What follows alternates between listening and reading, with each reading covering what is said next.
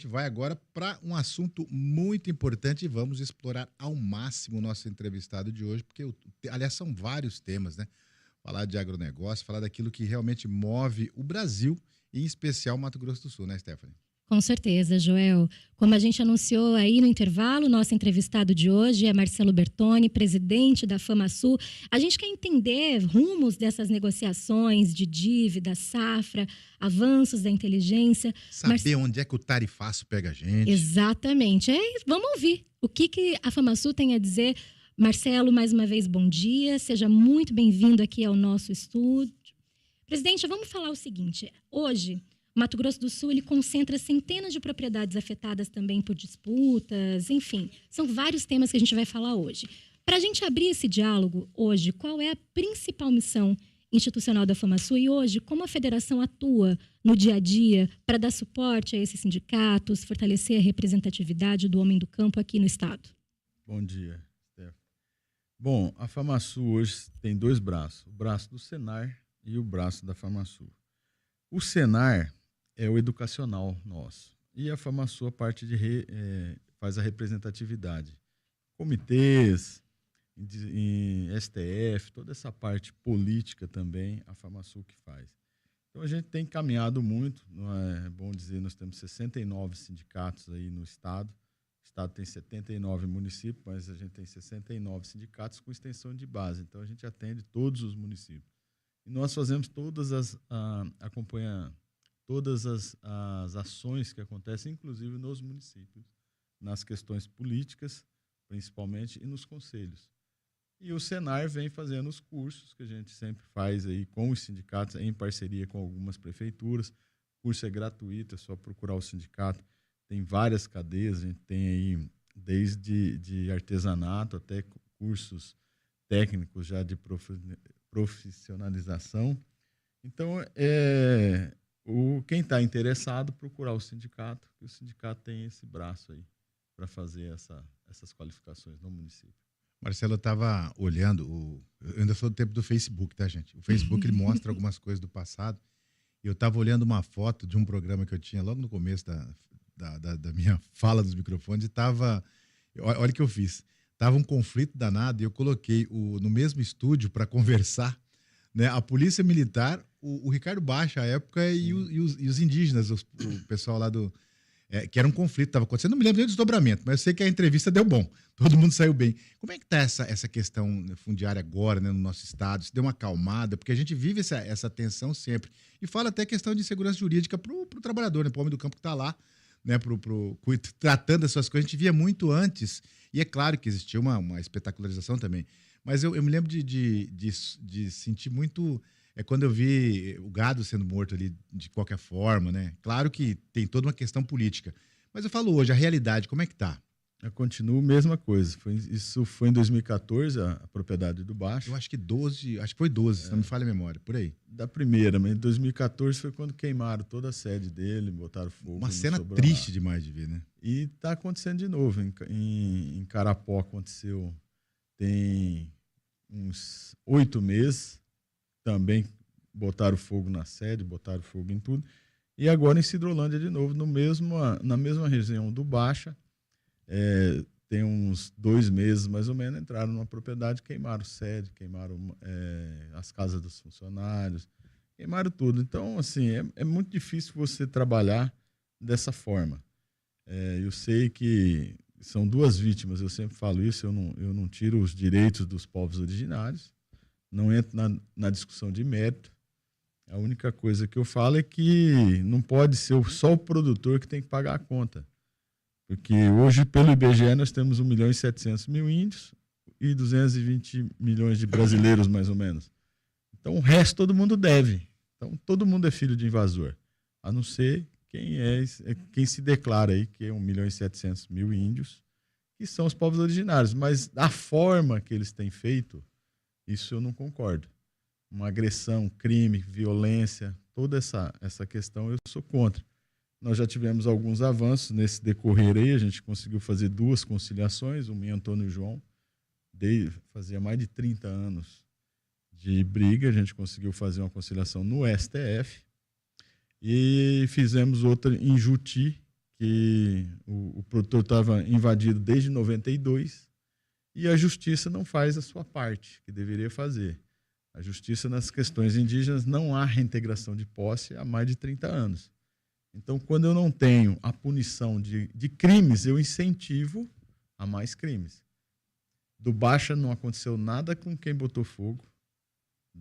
De Carapó não aconteceu nada, ninguém foi preso. E agora também é a mesma coisa, ninguém é responsabilizado e ninguém faz nada. Então, não dá para se viver em pleno século 2021 aguentando todo esse tipo de violência. Eu falo que é violência porque teve parlamentar aí que caracterizou que não houve violência. Então, como não houve violência? Houve cárcere, pegou a mulher de um colaborador, uma criança de 6 meses, botou no paralama de um trator, que eles roubaram o trator, mas isso tudo aí não é violência. Então, se isso não é violência, eu não sei mais o que é violência e o que não é. E o senhor acredita que as forças de segurança, de uma forma geral, elas têm conseguido auxiliar para dar uma resposta mais rápida nesse tipo de conflito? Tem, na medida do possível, tem feito a sua parte. O problema, de novo, é a justiça que não faz justiça. A justiça agora deu uma decisão judicial dizendo que a Polícia Militar não pode agir. Tem que ser a Polícia Federal. Quando você mexe com a Polícia Federal, ela não tem efetivo. Ou a Força Nacional. Você não tem base da Força Nacional no Estado. Então, isso quer dizer que nada vai acontecer. Eu vou ligar para quem a hora que tiver um crime acontecendo, a hora que estiver fazendo alguma coisa? Para onde eu vou ligar? Se a Polícia Federal, a Polícia Militar não pode intervir. Então, é de novo a justiça fazendo a injustiça. E do lado do produtor. E isso incentiva o quê? O crime. Porque se o produtor se defende e dá um tiro e mata o indígena na defesa dele, e aí, como é que vai ser a coisa? Então, nós não temos justiça. No Brasil, até o passado é incerto. O STF muda de posição a cada 12 anos. Essa turma aí, ninguém faz nada. Inclusive, não é só na área de assuntos fundiários, mas na área tributária. Toda vez você tem mudanças de entendimento. Então, a gente tem uma insegurança jurídica no país que é um absurdo. E não vai mudar, pelo jeito. Esse é um dos pontos sensíveis, né, que envolvem aí a situação do agronegócio em Mato Grosso do Sul. Um outro assunto que a gente conversava aqui no intervalo é a questão das renegociações de dívidas também desses produtores e o Estado, né? Como que a FamaSul vê essa situação e qual que é, vamos dizer, o ponto principal de discussão desse assunto aqui no Estado, Marcelo? Bom, é bom dizer também que essas questões indígenas, eu faço parte de uma comissão fundiária nacional. Isso acontece no Brasil inteiro. Então, não é só o Estado que é referência nesse tipo de crime, nesse tipo de ação, você tem no Brasil inteiro. E a renegociação de dívida também não é só do nosso Estado. Nós temos aí o Rio Grande do Sul, Paraná, uma parte do Paraná, tinha uma parte de Goiás, tinha o Nordeste inteiro que entrou. Acontece que eu não falo este governo ou outro governo, mas eu falo que a falta de entendimento do que é a produção do país, isso por todo mundo. Eu sempre falo que quem fala mal do agro brasileiro é quem não conhece o agro brasileiro. O agro brasileiro é referência no mundo de produção. Nós fazemos 3 safras, coisa que nenhum país do mundo faz. E as pessoas não entendem isso. Nós temos tecnologia de ponta, que é plantio direto, que nenhum outro país do mundo faz. Mas todo mundo fala mal do agro brasileiro sem conhecer o agro brasileiro.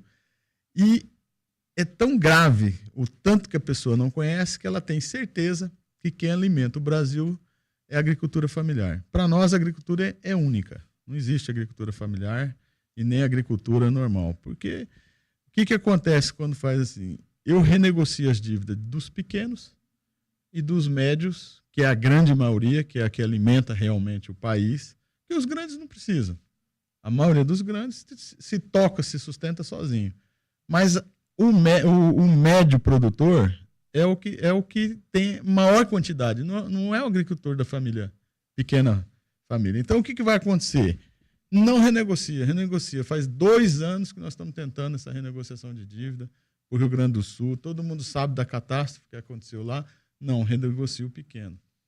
A falta de produção de alimentos é o que vai acontecer. Vai chegar lá na gôndola.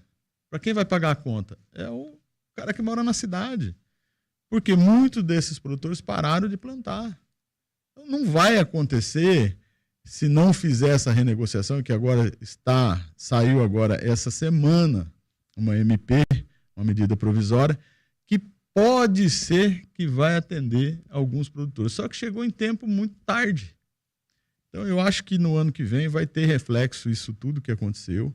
A gente precisa olhar com um pouco mais de carinho para a agricultura brasileira, e eu não estou dizendo para um produtor ou outro produtor, aquele produtor, mas num âmbito geral, a pessoa tem que ter um entendimento e não dizer que é um setor que hoje não é atendido por este governo, porque ele quer prejudicar o agronegócio. Se ele prejudicar o agronegócio, ele prejudica o país. E é isso que as pessoas não entendem, porque tudo é ligado. O caminhoneiro, o borracheiro, o prestador de serviço, o mecânico, está todo mundo ligado nessa cadeia de produção. O cara que trabalha na indústria do leite, o cara que invasa o mercado, o cara que trabalha na gôndola do mercado, porque se não tiver produção, você não tem o que fazer. Então as pessoas têm que ter um pouco mais de esclarecimento quando fala do agro. Ô Marcelo, agora para a gente falar um pouco, você começou a falar da questão do agro brasileiro, do sul-mato-grossense, como é que a gente pode entender a nossa situação diante do tal do tarifaço, né? Como é que isso vai influenciar a gente? Como é que vocês, em primeiro lugar, estão se preparando para enfrentar isso? Bom, da primeira vez que teve o tarifaço, que o Trump colocou, a gente estava um pouco mais preocupado. Acontece que o brasileiro, a gente tem um diferencial de outros povos. A gente sabe improvisar. E quando a gente improvisa muito bem. Quando o Trump suspendeu as importações de carne nossa, o México aumentou vertiginosamente a importação de carne nossa. E nós fomos entender o porquê. Porque estava triangulando. Você mandava para o México exportava para os Estados Unidos. Então, o tarifaço para nós não teve diferença alguma em algumas cadeias. Tivemos cadeias que teve problema. O café teve problema com a tilápia. Então, você teve algumas cadeias, principalmente frutos do mar, lá no Rio Grande do Norte, deu um problema gravíssimo com frutas. Você teve alguns produtos nossos que tiveram aí alguma repercussão, mas a nossa preocupação sempre foi as proteínas, e nas proteínas a gente conseguiu triangular, e a soja também. Você sabe que eu vi hoje de manhã isso, né? Que o maquinário, parece que o pessoal vai dar esse drible aí também, né? Na verdade, ele fez o tarifaço agora de novo, só que ele tirou todos os produtos nossos que daria inflação nos Estados Unidos, estão fora. Inclusive, botou o café solúvel agora para dentro, botou o mel para dentro. Então, ele botou um monte de coisa para nós que não estava lá atrás liberado, e está tudo liberado agora, praticamente. E que eu recorde, eu não tenho nenhuma cadeia do agro que está impactada, a não ser, a gente considera também aí a floresta, sendo do agro, você tem algum tipo de corte de madeira que ele proibiu, e, se eu não me engano, a celulose líquida, que é mais difícil, você nem transporta isso, você transporta em bobina, ela sólida, então dificilmente o tarifaço vai atingir o agro. Agora, atingiu aí o sapato, atingiu também alguns outros setores da madeira, mas o próprio couro que eles importam eles não tarifaram. Então, tudo que vai trazer inflação para eles excluíram da tarifa. Então, nós estamos sem preocupação ainda, por enquanto. Agora vamos mudar de assunto, porque a gente já vai chegando aqui no final desse bloco. Eu quero falar sobre descarbonização global. Quando a gente fala do agro, a gente também fala de meio ambiente. Recentemente, o senhor defendeu também que o agro é uma das peças-chave para isso, né? Como que a FamaSul tem trabalhado para essa liderança sustentável vire também um dinheiro no bolso do produtor sul-mato-grossense? Olha, nós tivemos uma participação muito grande na Lei do Pantanal. Na Lei do Pantanal foi criado lá um PSA, que é Pagamentos por Serviços Ambientais, que nós estamos pagando para os produtos. Nós, eu falo o Estado, gerido pela FUNAR, que é uma fundação nossa. Nós fazemos toda a avaliação das propriedades que foram inscritas, aonde tem reserva a mais do que a lei manda ele ter, a gente paga isso ao produtor. Então, isso tem feito um diferencial para o Pantanal. Mas o agro tem trabalhado muito. Nós estamos trabalhando aí no combustível de aviação, que está mudando o perfil da aviação, conseguindo colocar agora mais produtos do agro, inclusive o etanol, e também, né, no transporte marítimo, que muitas das a gente não lembra dessas cadeias, né? Hoje você faz aí na aviação e no transporte marítimo, se fosse um país, essas duas cadeias, seria o 5º maior poluidor de gases de efeito estufa. Mas todo mundo lembra do arroto do boi. Na verdade, não é do arroto, lembra do peido. O peido do boi. Mas ninguém enxerga o todo. Esse é o problema do brasileiro. A mentalidade é muito pequena, tem hora. Se você olhar o todo, quanto o navio faz de transporte, ninguém lembra desse transporte. Hoje, a Petrobras está trabalhando e já tem navios da Petrobras usando etanol e está fazendo uma transformação, né, chama SAFE, que é o combustível de avião hoje, que está sendo preparado para fazer essa descarbonização. Porque se você olhar qualquer aplicativo de aviação, que você vê aquele mundo de avião voando, aí, você vai ver o tanto que ele traz de gases de efeito estufa. Mas nós estamos trabalhando muito nessa questão. E não vai haver essa transição energética sem o agro. Porque o próprio etanol hoje nosso é produzido tanto do milho, do sorgo e da cana-de-açúcar. Então o Brasil tem uma capacidade única, mais uma vez amparada pelo agro. Nós somos o único país que, se quiser virar a chave e diminuir a gasolina, principalmente o combustível fóssil com a gasolina, tanto é que já está colocando 30%, 33% de álcool dentro da gasolina, e só o óleo diesel, que para nós é um pouco mais complicado, mas nós estamos usando também o biodiesel, nós conseguimos sair completamente desse efeito, e nós vamos ter carbono negativo. É o único país que pode fazer isso através do agronegócio. E já está sendo, e já está fazendo, né? Nós já estamos fazendo essa transformação. Marcelo Bertoni, presidente da FamaSul. Marcelo, quero agradecer a sua participação aqui conosco, dizer que a gente fez essa primeira entrevista para que você, né, conhecesse aqui as instalações da Antena 1 e nos colocar à disposição justamente para isso que você está dizendo, que é para o especialista falar da área. Nós, como formadores de opinião, às vezes formamos opinião errada. E quando nós ouvimos o especialista, né, a pessoa que está na ponta, que está no dia a dia, a gente consegue passar essa informação com mais qualidade e com quem vivencia, né? Vocês estão ali, é muito fácil falar, ó, o agro está tudo bem, o cara está de caminhonete, mas ninguém sabe o que se passa para chegar em tudo isso e quanto que é colocado de investimento, quanto que isso traz de volta para colocar Mato Grosso do Sul e o Brasil todo aí numa situação legal. Então você está mais do que convidado para voltar outras vezes aqui. Obrigado, Joel. Obrigado. Fica aberto aí, né, Joel? Esse convite mais uma vez, Marcelo, Camila. Em nome do nosso diretor Humberto Figueiró, né, que pediu para que a gente fizesse trouxesse essas informações e opiniões, principalmente de quem está vivendo isso na ponta, né, Stephanie? Com certeza.